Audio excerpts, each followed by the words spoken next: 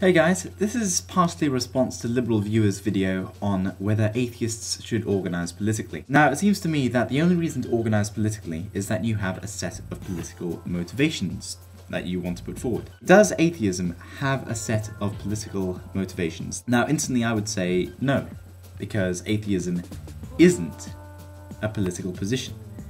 Atheism is a lack of belief in a god and nothing else. I mean, numerous people have made numerous videos showing how diverse we are.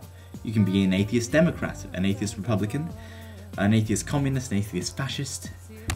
Not believing in a god doesn't really commit you to any other particular kinds of view. Having said that, let's observe the other kinds of groups that do organise politically. You have ethnic minorities groups. You have groups that are defined by their sexuality. Why do these groups organise politically? They organise politically because they are discriminated against and are fighting for equal rights. And that definitely is a valid motivation for organising politically. The real question is atheism not just a minority? Because, being a minority doesn't really mean anything, it just means you're not in accordance with the majority.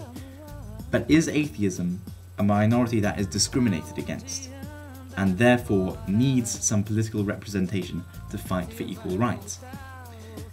In the UK, I would say no, and therefore would oppose any kind of atheist organisation that attempts to push for the political views of secularists because, well, to be perfectly frank, I don't want people claiming to represent my views when I have nothing in common with them apart from the fact we both share a lack of belief in a god. However, I do see the point that in America, well, having watched a few clips from Fox News, having listened to a few speeches by Sarah Palin, and having seen how, well, once again, I've said this in my last video, how messed up you guys are over there, I'd say there probably is a motivation for atheists organising politically, but only so far as it goes to fight for equal rights. Now, if you want to be a humanist organisation, if you want to be a pro-science organisation, that's absolutely fine. Just don't put yourself under the heading of atheists, secularists, this random coalition of people that you think hold the same view, because that just tars a load of people all with the same brush. And the only reason to do that is if you're being unfairly discriminated against simply because of that one view. Now, to move on briefly to LiberalViewer's treatment of Adam Carolla, and putting him in this little box of rejectionist, close-minded atheists. I think it's a bit strange that he should do that simply because Adam Carolla doesn't feel the need to organise politically or to make his religious views public and spout them. I think we would all be a lot better off if religious people kept their views private.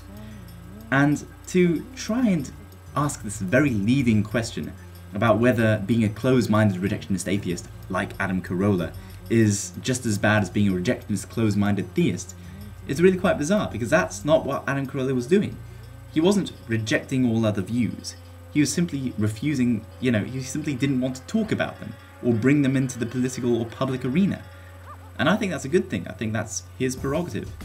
And the only claim that LiberalViewer should have against Adam Carolla is not that he wants to keep his religious views private, but that since he is part of a minority that's being discriminated against, that he should join that group to stand for their rights. And remember, it's an incidental fact that atheists are discriminated against as a minority.